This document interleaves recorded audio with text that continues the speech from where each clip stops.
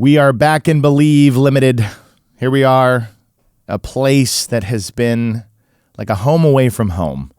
I've been so grateful to spend the time recording the shows in here. But we are now getting ourselves nice and established back at the home office, if you will, the home studio, the home of Waterproof Records, where it all began. So we're doing this as a fun kind of last hurrah here for now, and I'm going to be shifting over to the new space, doing 2 shows a month. That is what I'm going to give to you because it's time to waterproof it hardcore, right? Let's get waterproof. I was trying to make a play on words of like liquor, like proof 100 proof. Welcome to Waterproof Records. I'm your fearless host. That's not true. I have a lot of fears. We get into only a few of them. So I am a somewhat fearful host, Jacob Gibbons. I'm in a silly mood, you guys. I'm in a very silly mood.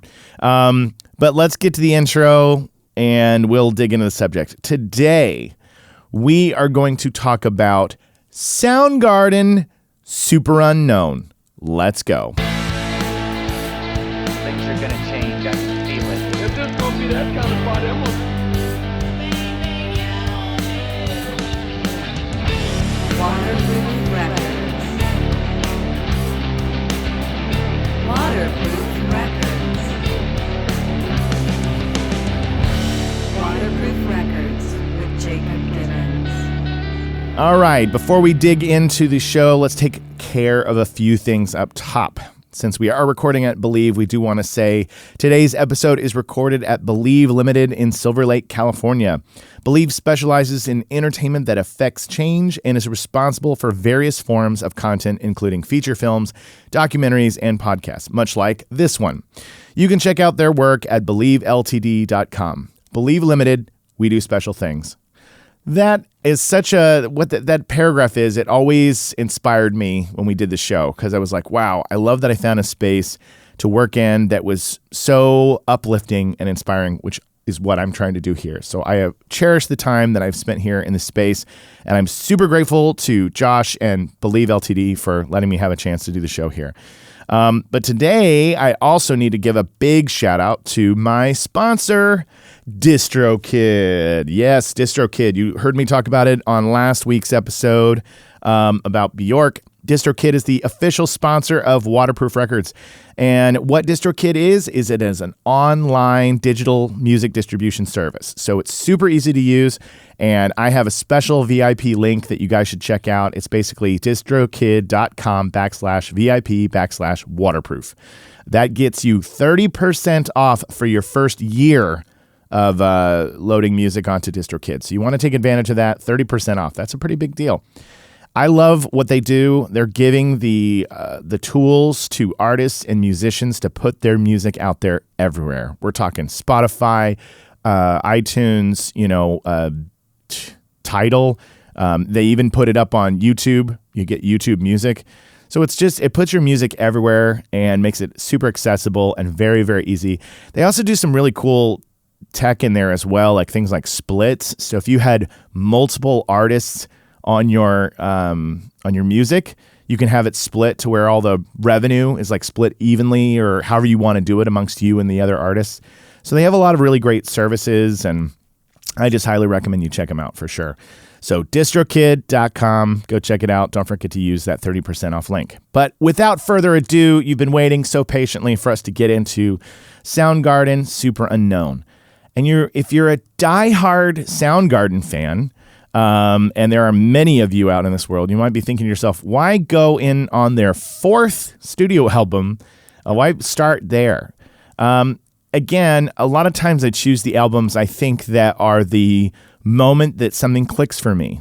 And before you go, wait, it didn't click for you on Badmotorfinger? It did. It did. Oh, it clicked. But I had some interesting experiences that we're going to get into as to why it wasn't until Superunknown that the door was open. And we all know Chris Cornell, what a gifted, talented songwriter and vocalist.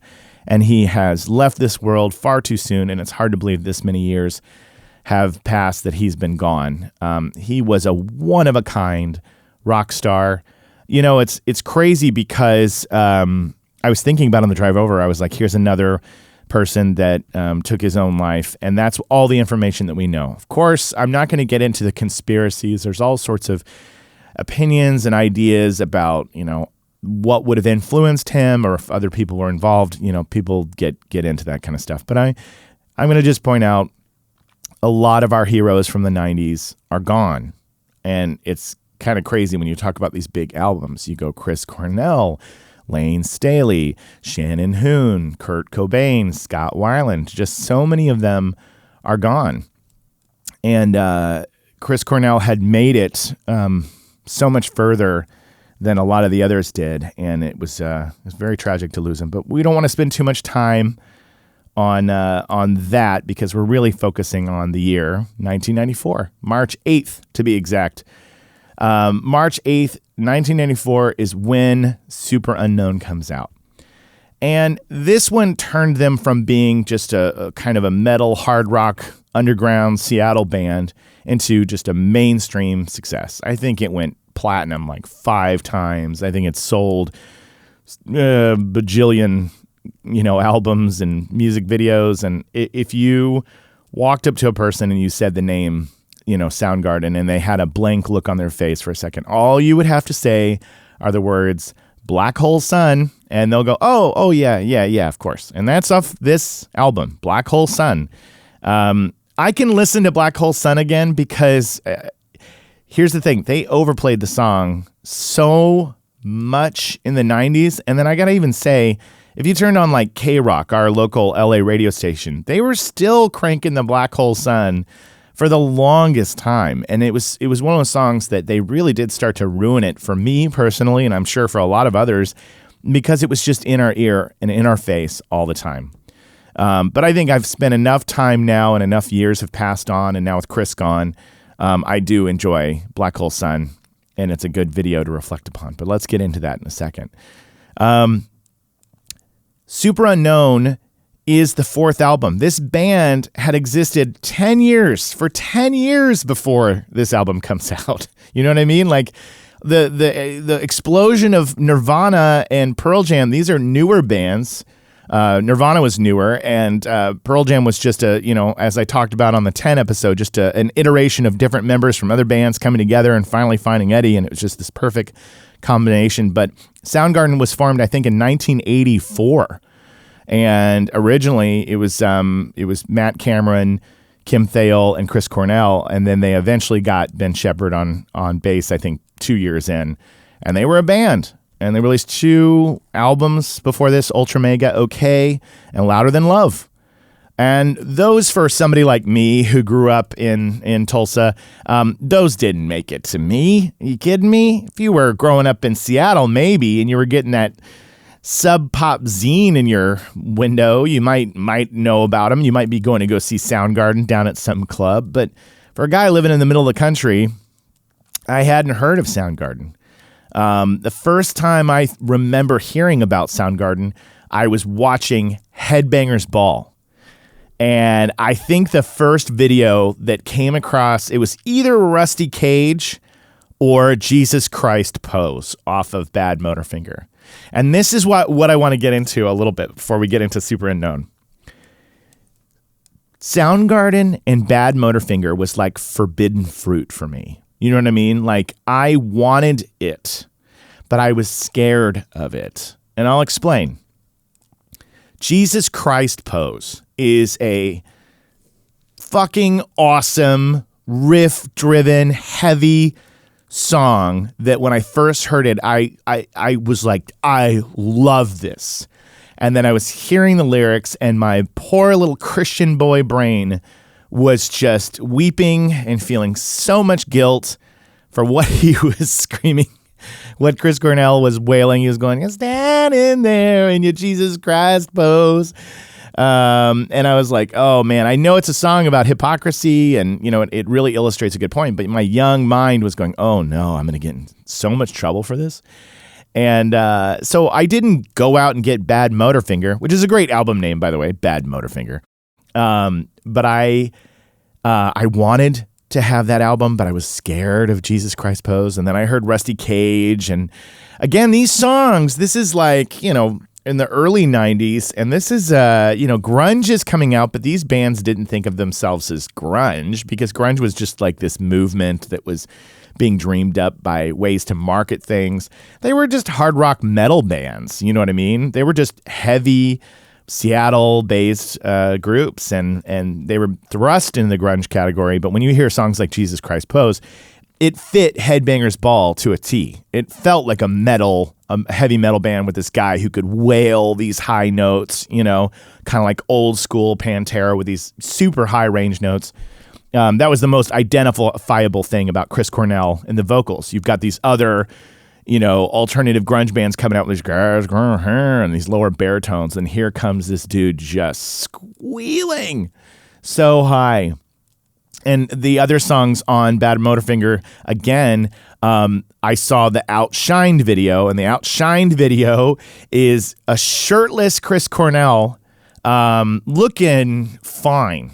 I'm telling you right now, young Jacob was just going, he's beautiful. I mean, he had this long, dark, curly hair. He was ripped, just muscle bound. And he's like, they're in this industrial factory, like metal smithing. And he's like on his knees, like, and he was like one of those things. I had this sense of like, wow, he's a very beautiful man. And then I remember the time this girl I really liked, she was like madly in love, and her standard of like what was gorgeous was Chris Cornell in the Outshine video.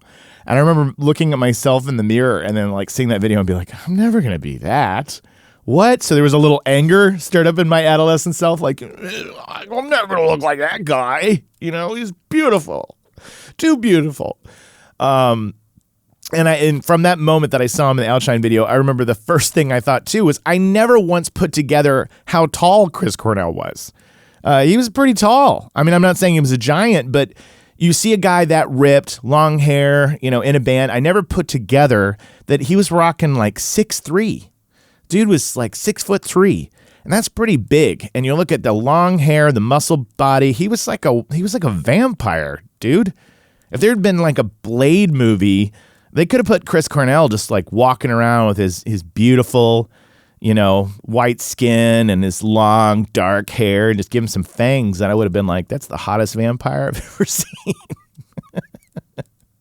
You can tell that I had confusing feelings for Chris Cornell as a young boy. But that was what made Badmotorfinger kind of feel out of reach. Felt a little forbidden. So I wanted the album, but I didn't want the album, and I wanted it, but I didn't want it. But by the time we get to 1994, I'm a little bit older, and, Superunknown just totally exposes the world to this band.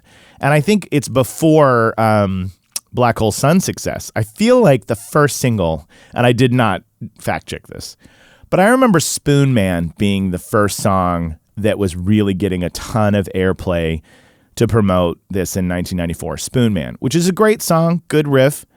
And I actually covered this a little bit on my episode I did early on in the podcast about the singles soundtrack.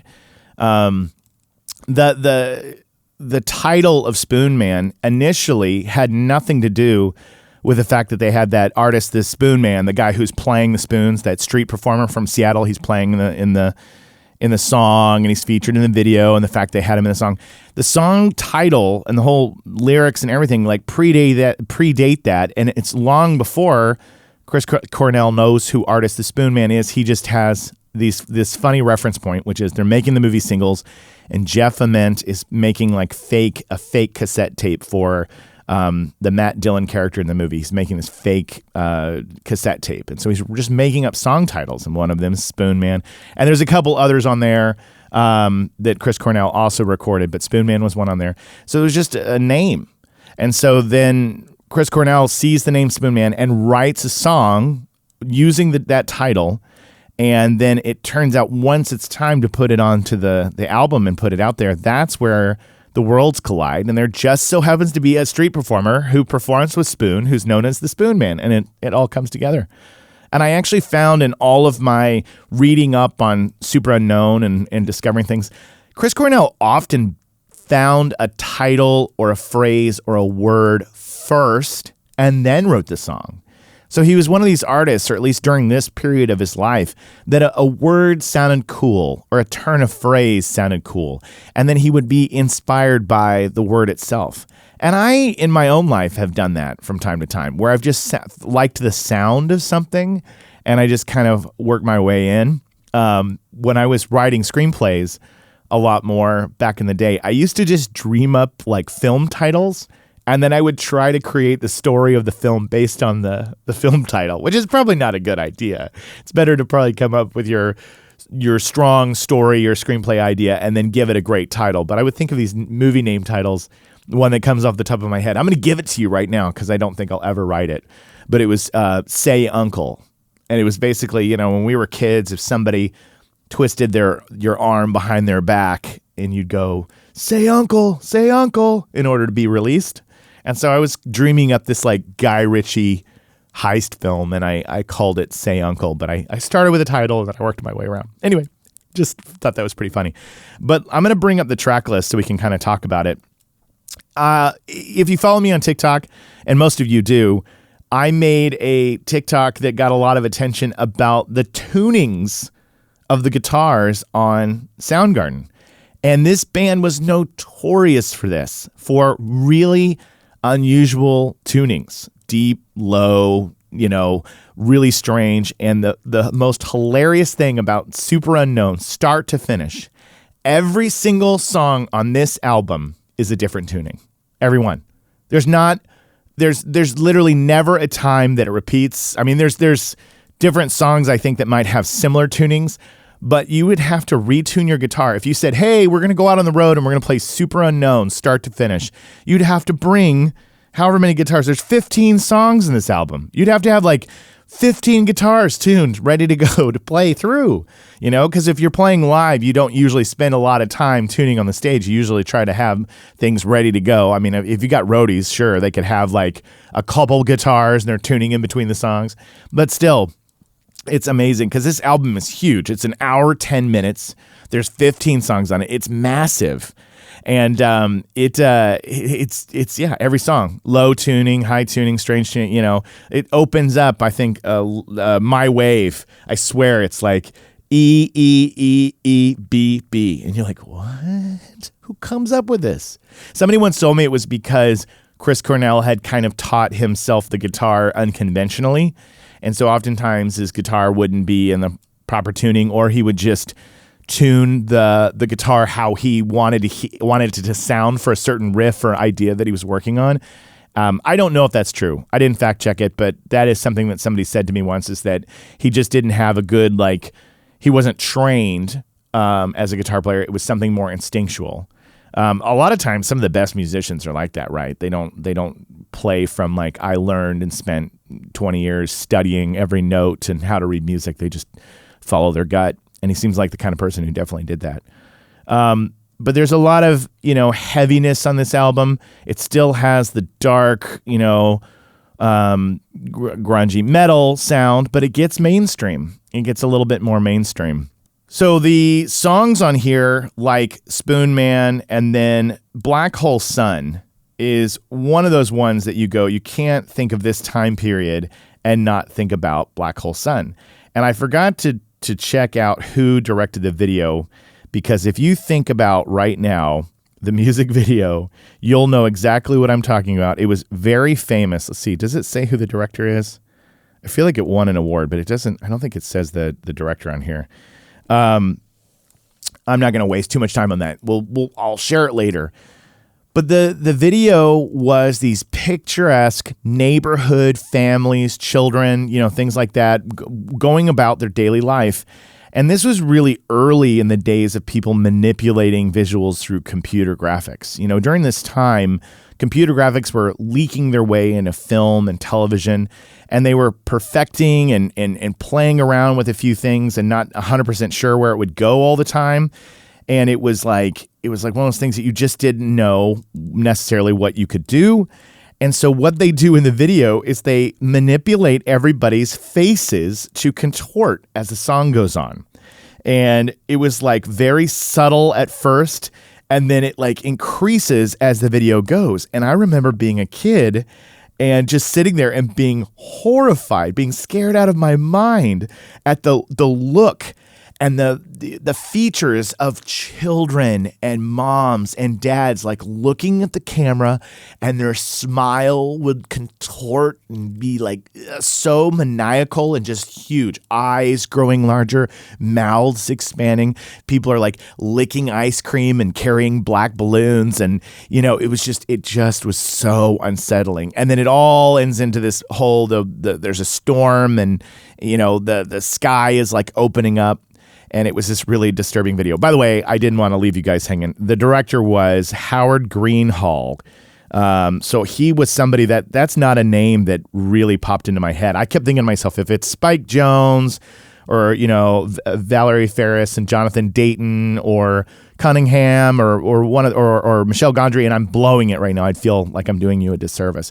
But there's a reason why, Howard Greenhall, I'm not saying he's not an amazing, incredible director and probably went on to do a million other things, but he wasn't in that group of those music video directors you saw over and over again. Yet, the Black Hole Sun video lives on in infamy, and we always think of those creepy faces.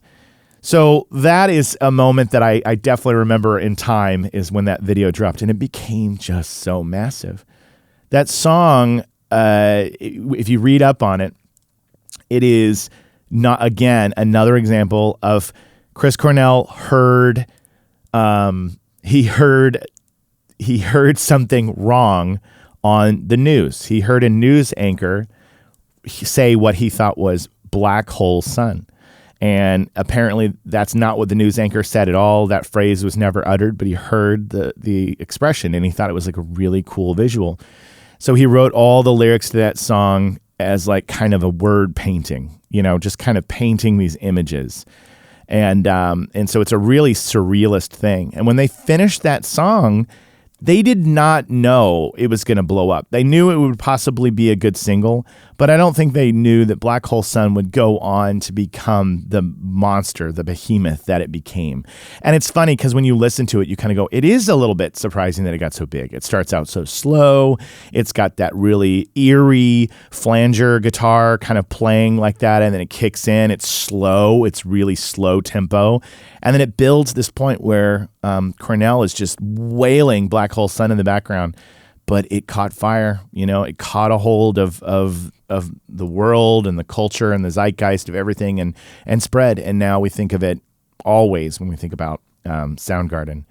I talked a little bit about Cornell's voice, and during the recording of Superunknown, his voice, he had such an incredible range that they had to, if he was singing higher notes, he had the tendency to be louder, and just it was a lot more intense of an audio sound wave. So they would switch out the mics to make sure to handle those parts right there. And then he would switch to others for other sections of the song. And he destroyed tons of microphones while they were putting this album together, because he kept just his vocal range was like blowing out these microphones. And I think in the studio, which was I think called Bad Animal Studio in Seattle, it was co-owned by the gals from Heart. And during like the mid 90s, they owned this studio, and Nirvana had recorded there, Alice in Chains had recorded there, Neil Young had recorded there, and they recorded there. And he was, Chris Cornell's voice was just thrashing these microphones. But back to the album itself. The cover it grabs you because it's something that we did a lot in the 90s. I love that I just said we. When I was making all those award-winning multi-platinum albums in the 90s. No, I was going to say one of the things that they made a lot of in the 90s were these distorted album covers, like blurry pictures, photos that were poorly rendered, or like, the photographer had done something to the actual image and manipulated it. This is so much before filters and things that we do on social media where you plug in something to look faded or like it had been run over by a car or, had been overexposed or underexposed. And this is an example of just a photographer taking an image and distorting it a little bit. It was just a picture of the band, and I think it was called The Laughing Elf. I think that was the name of the photo because of the way that Chris Cornell's face is kind of like this. I think that was the name of the picture. I'm forgetting the name of the photographer, but that's neither here nor there. I'm sorry, sir. You did a wonderful job on your photo. I don't want to get caught up in all the details all the time. Couple other things. I talked about Spoon Man already, Black Hole Sun. One of my favorite songs on this album is Head Down. Head Down really, really blew me away when I first heard it. Again, it goes back to those tunings, those low notes. I know the feeling so well of sitting there in my room, lights low, a candle maybe lit, and I'm just moping about something. Whether it was a relationship that wasn't going anywhere, or some drama that happened at school, or something, an argument I got in with my brother, or whatever.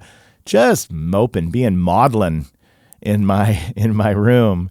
And this would be a good album for that. It had a heaviness to it.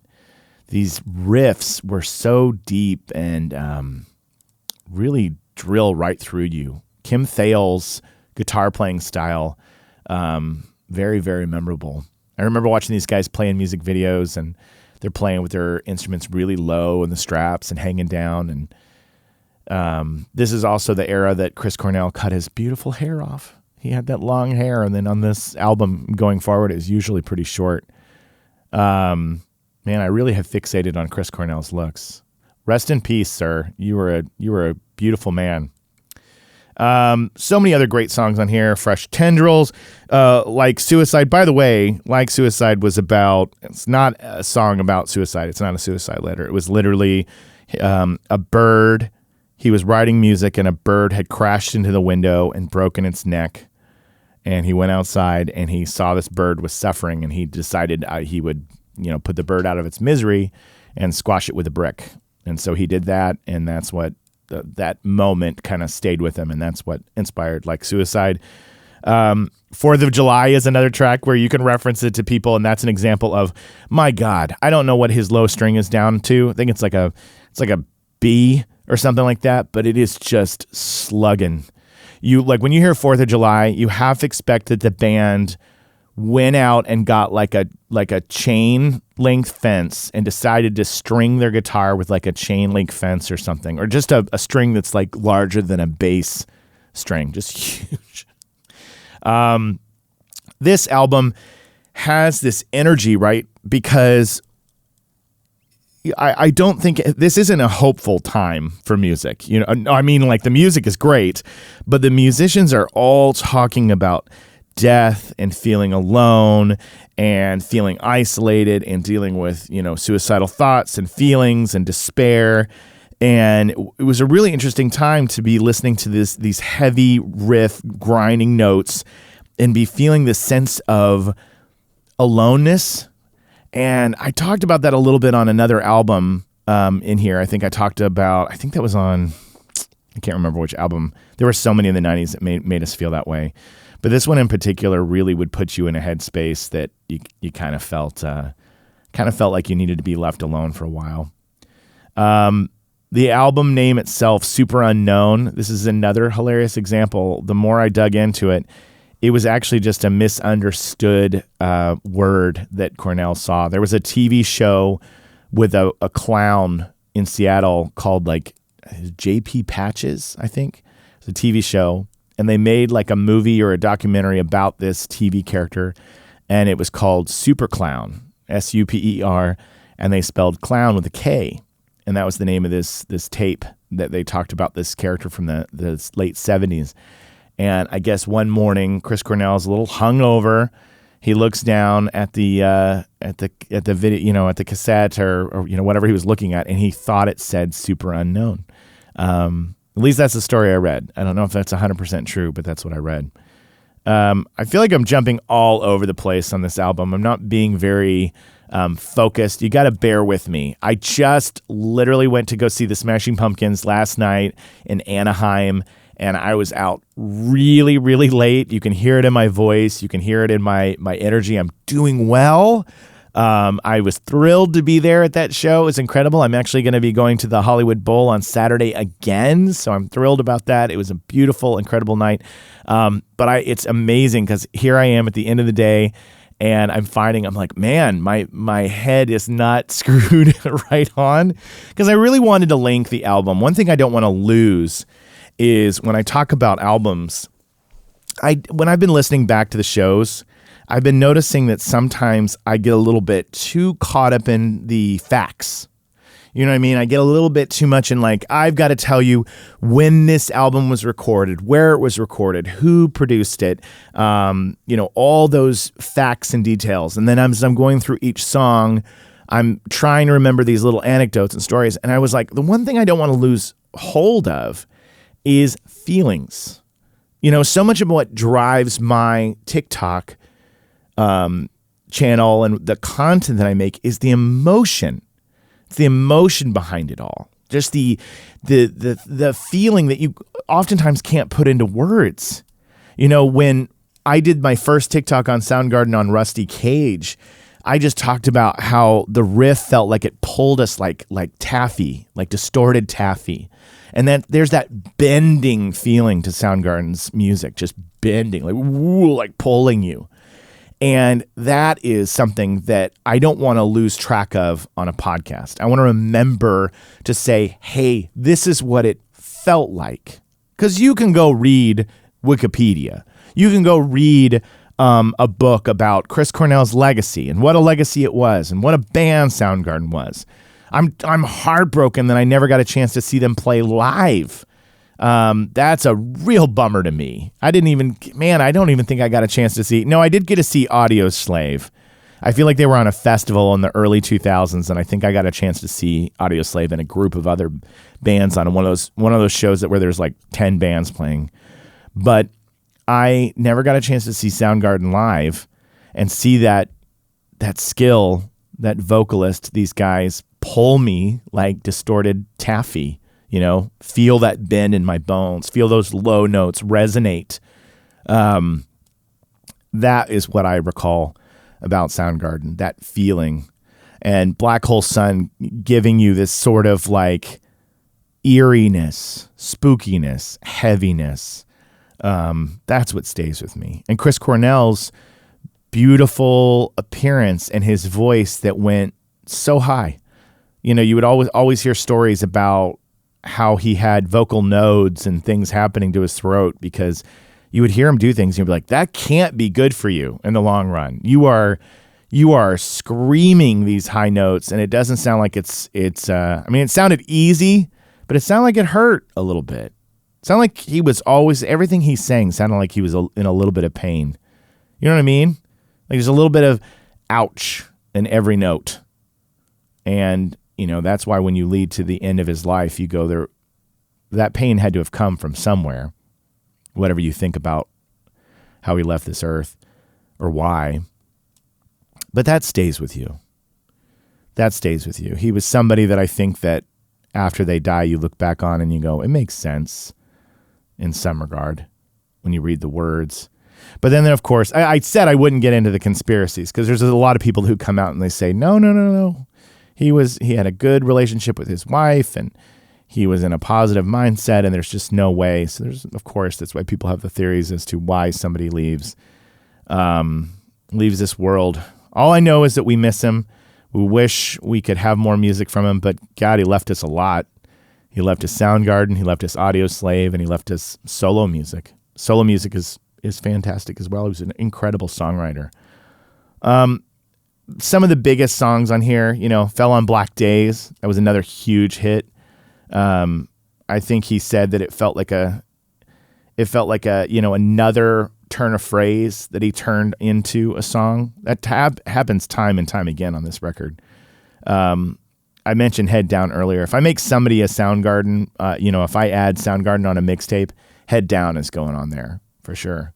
But when it comes to favorite albums of all time, Badmotorfinger might actually beat this one. But I just think that this one is worth calling out in terms of where everything changes for Soundgarden. And they would split up They would split up, and that's when Rage would split up, and then Audioslave would be formed. But Soundgarden only had a few more years left in the 90s that they were playing together. And of course, they would reunite years later. But this is the record. This is the album that I think everybody no longer became a cool underground band that nobody had heard of with your cassette tapes of Louder Than Love and Ultra Mega OK, which I got later. Once I got Superunknown, I got Badmotorfinger, and I got the other twos, and there are really good songs on there, like Flower and Gun, and those are really great songs. But this album, if you put it on, there's not a bad track. It's not a bad track. I feel like every single one on this one, start to finish, is fantastic. But that's pretty much it, you guys. I didn't want to come in here going fact, data. I wanted to get back into why I started doing this podcast, and that's reminding us why albums became so important to us, why they stood out, and why when you go back to them now, they really bring up a specific time in your life. So I encourage you, if you've never spent any time with Superunknown, it's not all with your lights off. It's not all dark. A lot of it's really heavy and rocking and upbeat. But it does feel like, for me, an album that I would like to play in my bedroom alone to work through some angsty teen feelings. That's for sure. Which so many of these were like that, right? But again, I recommend you check out tons of Soundgarden's work. They're a phenomenal band. And I'm grateful that I grew up in a time that boundaries were being pushed vocally and instrumentally. And, if you go listen to the song Limo Wreck off this album, I don't even know what they're doing on that song in terms of melody and rhythms and time changes. It's just all over the place. It's very complex, quite admirable. You listen to the details and the things that are going on with the drums, the bass, and how they're guiding this and going into minor keys and shifting and changing things up. It's pretty impressive body of work. So that's it. That's Superunknown by Soundgarden. Another iconic, huge record.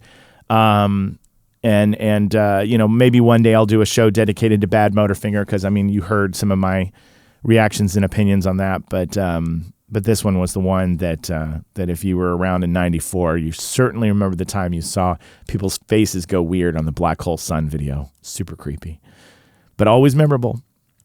And if you grabbed a pair of spoons, you'd slap them against your knee and go, "Spoon Man, come together with our hands." That is Waterproof Records. I want to thank Believe Ltd for letting me record all these months in this cool space. There's going to be more and more of these shows coming your way. I've got some guests on deck soon. I'm just working out schedules. Obviously, as we head into the holiday season, it gets tricky. People start to travel and everybody's got things on their plate.